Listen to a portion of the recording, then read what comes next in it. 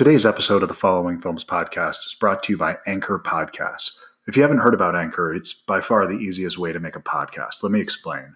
First of all, it's free. There's creation tools that allow you to record and edit your podcast right from your phone or from your computer. Anchor will then distribute your podcast for you, so it can be heard on Spotify, Apple Podcasts, or wherever you're listening to this right now. That's how it got there, because this podcast you're listening to, the Following Films podcast, was made on Anchor. You can make money from your podcast with no minimum number for listenership, and it's everything you need to make a podcast in one place. So you can download the free Anchor app or go to Anchor FM to get started. Thanks. Enjoy the show. Thank you for downloading the Following Films podcast. Today, my guest is Paige Howard. I had her on the show to talk about her latest film, Hollywood.con, which is currently available on VOD.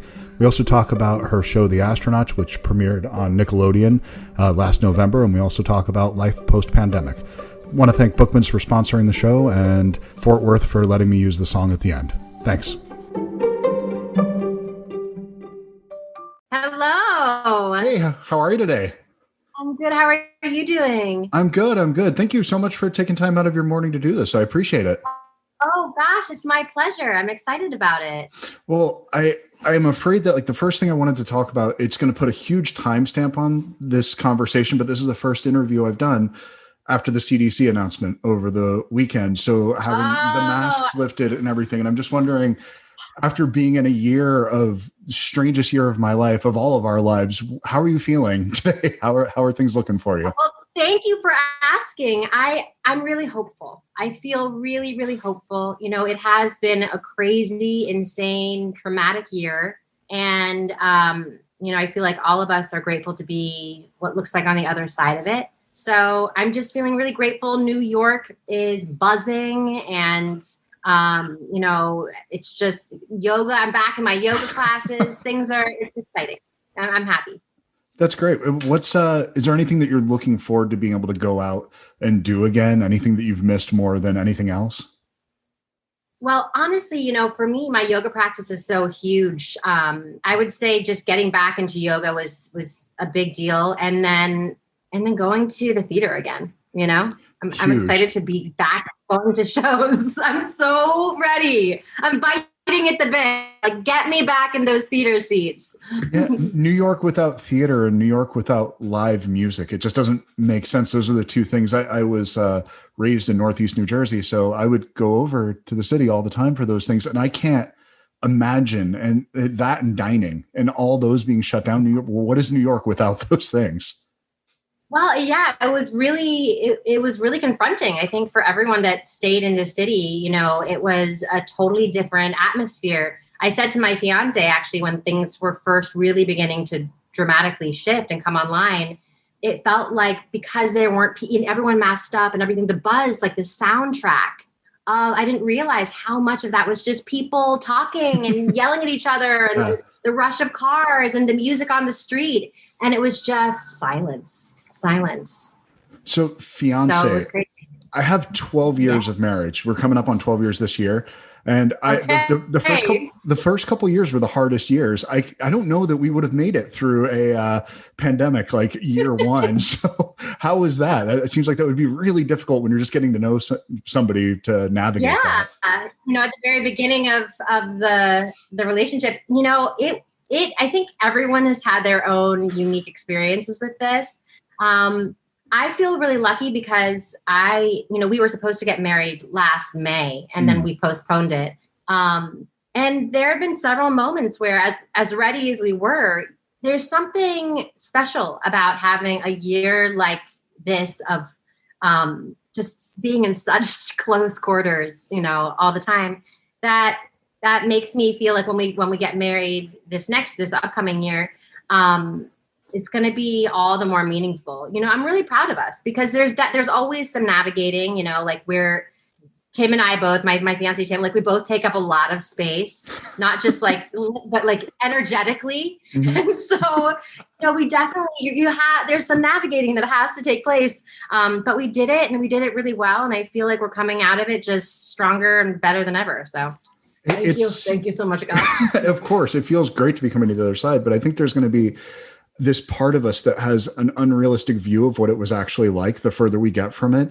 Because I know that having two kids, a 10-year-old and a 5-year-old, there was all this stolen time that I had with them that I never would have had otherwise. The fact that I'm still here and not back in the office right now, those kinds of things that I don't take them for granted, but I know there's going to be a part of me that looks back at it and says like, no, that was great. That was a great year. And it was a hard year, but I'm looking forward to the unrealistic view. And I feel very privileged that I can even say this. So there wasn't something in my immediate circle that like was, just, horribly, horribly traumatic that I can actually say what I'm about to say, which is, I've thought several times throughout this pandemic, as challenging as it's been, like, I'm going to miss it. I'm going to mourn this period of time in a lot of ways. And, I kept, right when this started to happen, I was talking to my friends and we'd always sort of whisper back and forth to each other, focus on the silver linings, And, there really were so many. And that quality time and like you with children, being able to stay home and have this really concentrated time with your most important people.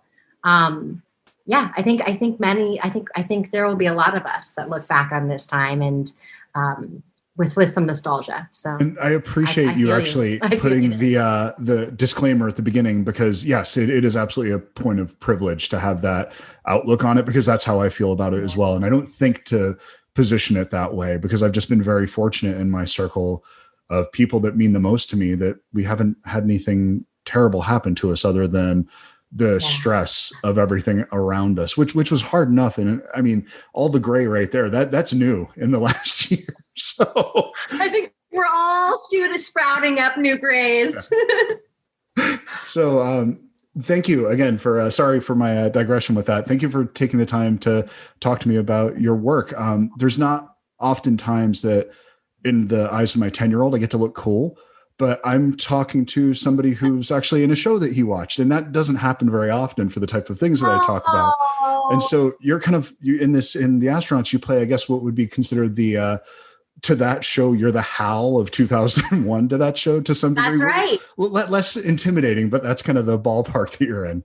That's exactly right. Oh gosh, it was such a blast. It was such a fun thing. And that was also sort of touching back on what you were talking about initially. I think all artists everywhere were going into this pandemic like, what the heck is it going to look like? What are we going to do? And then this job came around and it was, we set up shop in I made up my little closet, my little New York City closet, a recording studio. And we laid it all down and it was a blast. And I'm so proud to be part of that show, because it was not only, I think, a great show for kids and families to watch together, but I feel like there's also some really great messages, important messages. And I don't know, it was awesome. I'm so happy that your kid watched it and enjoyed it. Well, it's one of the few things that when most of the time, the things that he's watching, I come in and it's not unlike, I'm 45 and the music I listened to when I was a kid, my parents hated it. And so the things that are entertaining a 10-year-old, I should hate them. They're not for me. I don't necessarily subscribe to the theory that there's things that should be for everyone. There needs to be things that I don't like, that I don't get. That means that kids are doing the right things. But this was something I watched. Yeah. It's like, if a teenager is listening to music that I like, what the hell are they doing? It just doesn't make any sense to me. So, but are you confused? What's happening here? Yeah, exactly. But then, I mean, I also look at the teenage version of me, and I think not many kids that are 16 years old are finding like a deep connection with Robert Altman movies. So I guess there's just going to be weirdos out there. But with that one, that was one of the few shows that he walked in, and when I walked in and he was watching, I was like, oh, this is actually kind of interesting. What is this? And we talked about it for a little bit. And then, because that would have been, I guess, December-ish of did it come out around the holidays, I think? Does that sound right? Yeah, I think it was like end of November or December. Yeah, it might have been right after. Yeah, I think December. I think you're right. Spot on.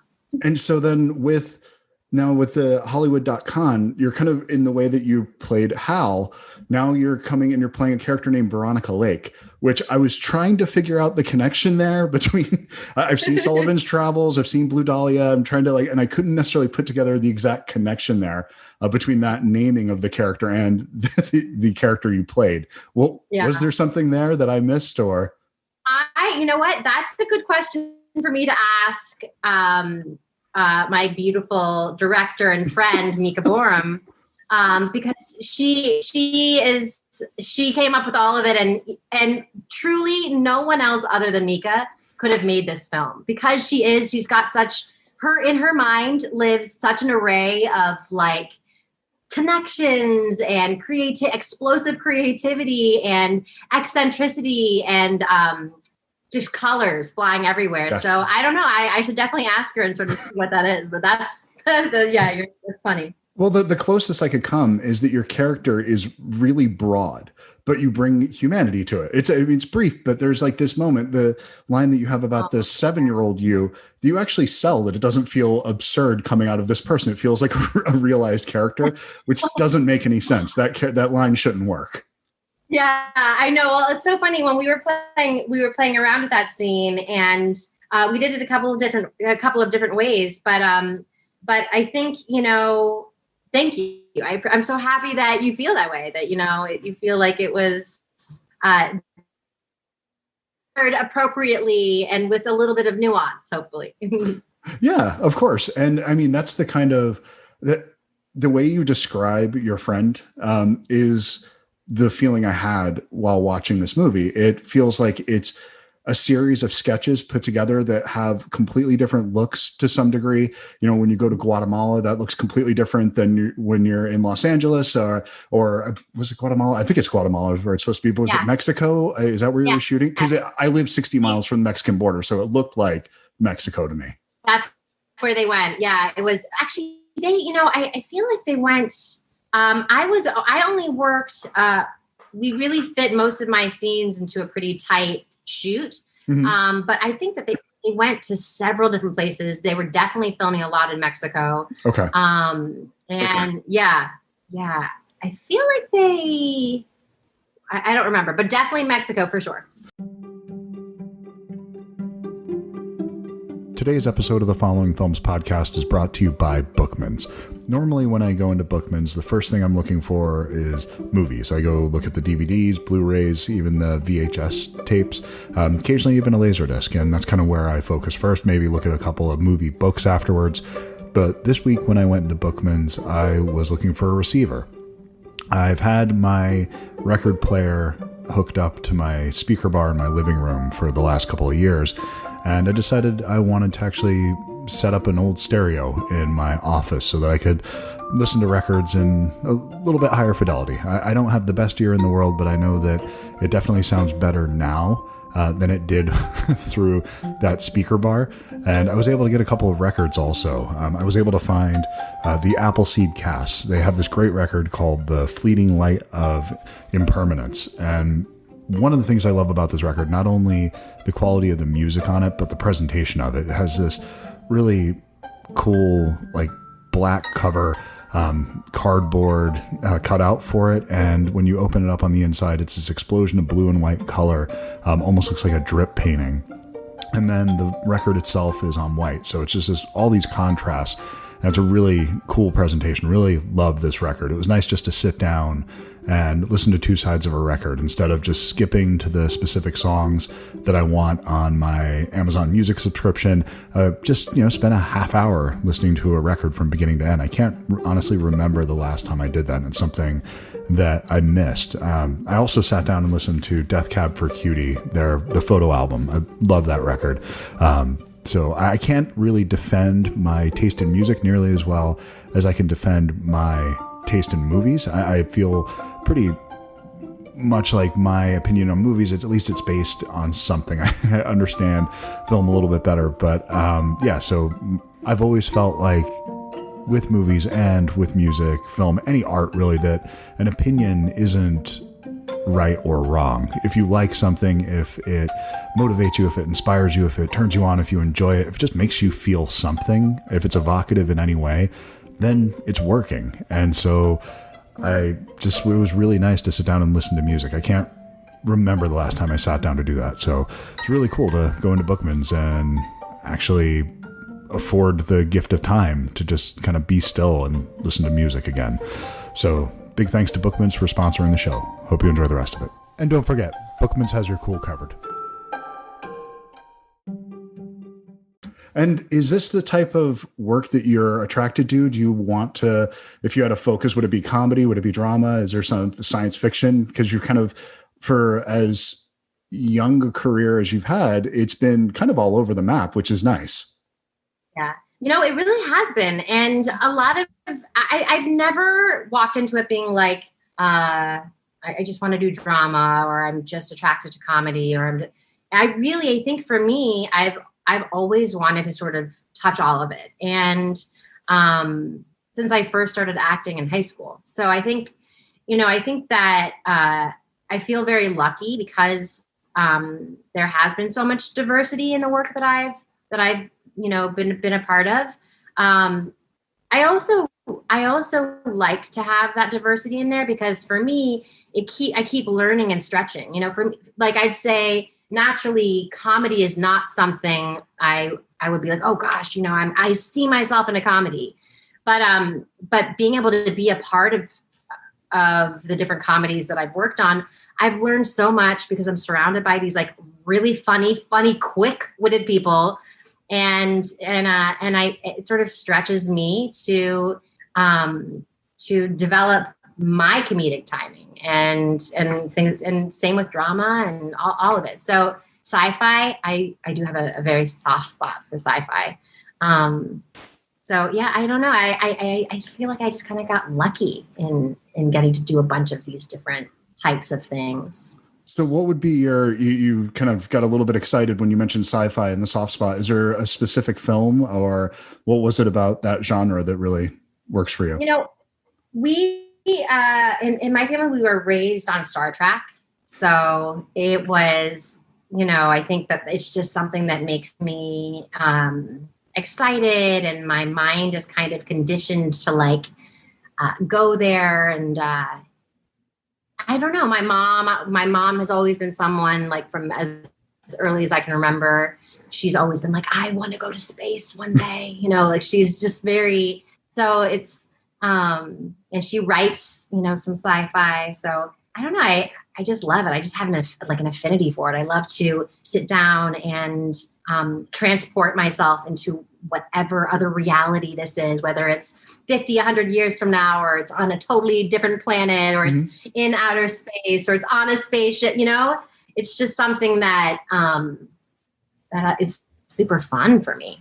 Yeah, I would agree with that. And there's the same way that I appreciate horror films is the same way that I appreciate sci-fi, because they're often, it's a commentary about what we're going through right now, but you put it in a totally foreign setting, and you're able to really kind of, without being preachy, talk about, ideas or thoughts or philosophy, especially with older Star Trek, the ideas that there are, race relations and gender and these things that they're addressing far before any other show of their time was doing. And so I think you can, and Night of the Living Dead, same kind of thing, where you can see these films where they're being very subversive, but you don't really necessarily see it because there's some off balance acting, there's some questionable set design, but I think you can have some really thoughtful, poignant work there at the same time. Yeah, absolutely. And that's such a good point. It really does. Like they really like talking old Star Trek and also just these alternative realities. There is something about the human psyche, and like we can kind of, they're able to sort of slip in those conversations that initially can trigger defensiveness in the audience members as they're watching it. But there's a way to kind of slip it in that it creates a conversation while like our psyches are kind of relaxed and open and receptive, Absolutely. It's if somebody gets up on the soapbox and says, look, I'm going to tell you something that's very important right now. You need to listen to me. I demand your attention. And you're going to be like, oh, all right, here we go. I get it. Yeah. This is going to be homework. I'm sure that I'll be a better person at the end of it for hearing this. That's right. Goddamn. And then, if you sneak it in, it's kind of great. What's that? I'm sorry. Yeah, we're all like transported back to that, like those classrooms, those extra long days at school where we're like, oh God, oh my gosh, but yeah, that's so funny. So then, and you also just you going back through things, you're in a movie that holds up really well, like surprisingly well. I revisited it not that long ago, Adventureland. I was surprised by. It's such a cool little movie that I feel like I'm hoping that it's found its audience now, because it's one of those ones that it's just such a great little movie that's timeless. I think you could put that around like Dazed and Confused, one of those ones you could watch 20, 30 years from now, and I think it'll be evergreen. Yeah. Oh, I'm so happy you feel that way. I agree with you. I really was. It's such a special film. It's so funny. That was the first movie I was ever hired on. Sweet, very super talented Greg Matola. Yeah. Hired me. I just bumped into him actually right before the pandemic, maybe like 6 months. I went to a restaurant in New York City, and of course, New York, I went, and I haven't seen him for years. And I just was sat down at a table right next to him. And we were both like, what? This is crazy. It's like this tiny little hole in the wall restaurant. And so it was so fun. We were able to just talk the whole time. But yeah, that was such a fun project. And I think of that project when I was talking about the comedy thing, getting to work with people that are like really good at comedy. It was life-changing for me. Martin Starr, Greg Mitchell, there's just the list goes on and on. Stacked. And crazy, right? Yeah. Crazy cast. So yeah. But I think that some of the best comedic actors are really they're dramatic actors that when you play it for the joke, I don't know that for me, it doesn't always land as well. A movie that when it's just a joke machine, joke, and it's just, there's nothing to it. I think that it doesn't last as long. It's really funny in the moment, but then a year from now, it doesn't hold up as well. Things that are based in humanity and character, and they're based in some form of reality, I think that really does stand the test of time with comedy. It's true. It's really true. And as they say, that line between comedy and tragedy is very, very, very thin. And I do feel like you have to, you sort of have to walk that line to let it not just sort of have like an initial punch, but so it can last, and it resonates beyond just the joke. It's like, oh gosh, I relate to that. I can, that's a whole human experience right there, Yeah, absolutely. And so then what's going to be next for you? What's coming down the pike next? Now, I mean, we've all had this, you were able to get work done. So in the pandemic when it was pretty scary, but do you have something coming out now or anytime soon beyond Hollywood.con? I do. I can't speak. There are a couple of things that I'm really, really excited about that I can't speak about yet because it needs to be finalized. But of course, but there are things that are coming around. I'm so happy. I feel like the entertainment industry as a whole, like, really got creative and innovative and found a way to start opening up in a pretty significant way, like auditions and meetings and all of that really picked up, like, for me at least, I'd say 5 months ago or something, maybe 4 months ago. And then since then, they're just, it's everyone's back at it. It feels like they've adapted. Everyone's still working from their living rooms, but, or their offices, their little home office, but they're doing it. And so it's out there. I'm working again. It's, I think that's also why I feel so hopeful, because I think that just sort of seeing the industry come back, like there are so many artists in New York City that I know that just have had to leave, and it's hard. It's really hard, but it's really hopeful to sort of see that starting to come back, and like those opportunities come in again. And, it just feels good. It feels so good to be here with you right now and sitting, having this conversation and, talking shop, and it just feels really good. So it feels normal-ish again. And the idea that there could be a New York City in the future that's more artist friendly would be amazing, because it's been such a difficult city to live in. If you are an artist, if you're a working actor in New York, that's it's tough to get to even that level of just getting by. But I mean, my God, I don't know how anybody makes ends there, because it's such a tough city. I know, with massive amounts of resilience and a little bit of lunacy, I think. Yeah. but yeah, it is. It's a crazy, wild ride, being in this business and being an artist. But I do feel like, because in New York, New York for the most part, I feel like is really good about holding their artists up to the light. And I think especially with having all the theaters shut down, with,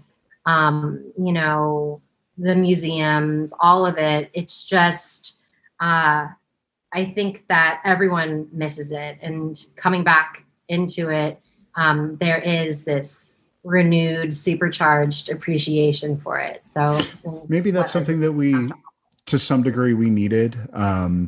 An appreciation for the distractions that we have in life. We have so many of them now that are just offered all the time. You have unlimited access to anything in the world. Having it all go away for a minute I think was good to have a little bit of quiet and to have like a moment of self-reflection. But now I'm ready to have that back again and get back. I feel like I've coming to the other side a better person a little bit. Yeah, I feel the same. And, it is interesting because from my perspective, I'm looking at my friends, and I'm now starting to gather with my friends again, and, other people in my family and other people in my life, and business colleagues. And it's crazy because everything was so shut down this past year, but I can feel it in myself as well. Like, coming back out, there has been massive amounts of personal growth that I'm seeing that have taken place over this past year. And I think a lot of that growth is coming from going inside, literally, and metaphorically going inside and, getting really reflective about what life means to us, what our priorities are, and I think we were all sort of brought to our knees and sort of stripped to the bare bones. And it did sort of make space for us to have this renewed appreciation for, like you said, the distractions that we've really taken for granted. Understandably so. We're so inundated with them everywhere. And having just a moment where we're like unplugged and we can yearn for that and sort of recognize how much space these, really, sorry, my computer. I was like, the timer, got it. No. Let me shut it. Okay. Sorry. So yeah, I think that there's just this renewed feeling of like, of just appreciation and massive amounts of gratitude for all of those, distractions or fun things that, we've had to take a break from this past year. So, well, it's something as simple as I went to dinner on Monday. What was this? No, it's Monday today. This would have been last Thursday for a friend of mine's birthday. And there was 12 of us together, and we were just all sitting down. Nobody had their phones out. We were just all chatting. And, you could look across the table and, this person's talking shit about this person. These two people are having this really quiet, intimate moment. And it's just like, oh God, I miss this so much. My heart. Yeah, like, exactly. Oh, yeah. It's just, that's a beautiful image. That's right. It's wonderful. Like to see my wife and a good friend of mine both just putting their foots in their collective mouths, like just of the entire night. It was wonderful. And I miss that so much. And I'm so glad, and I'll never take it for granted again. I know. Right. And as human beings, it really is, we're pack animals, like we're built, to gather around the campfire together, So, there's definitely, it is something, just sitting down with friends and getting to hang out with them. And it really kind of almost brings you to tears because your cup is being filled in a way that was impossible, that it's been like yearning for the past 14 months. And, it's healing, isn't it? It is. And it feels good to be close. We're not there completely, but to get close to that other side where it does feel the weight is lifting. And I'm so glad I got to share this with you. And I'm sorry for kind of heading the conversation down this direction. And it's just all these things that I wanted to talk about. I so appreciate the conversation, because this is something that we're all thinking about, and we're all sort of moving through this crazy trauma and integrating it and as quickly as we can, and and then coming back out into the light, so we're all in this together. Thank you. This is something that I think about all the time, by myself, pitter pattering around my apartment. So well, thank you. Happy to have someone to chat about it with. Absolutely. And thank you. And I'm definitely looking forward to whatever it is that you can't talk about that's coming next. And congratulations on okay. Well, congratulations on the marriage too. I'm glad that you'll be able to get that done this year. I'm glad that you guys made it through. Yeah. Thank you so much. Oh, it's so nice to connect with you. You as well. Take care. Have a great day. All right. Thanks. Bye. Bye-bye.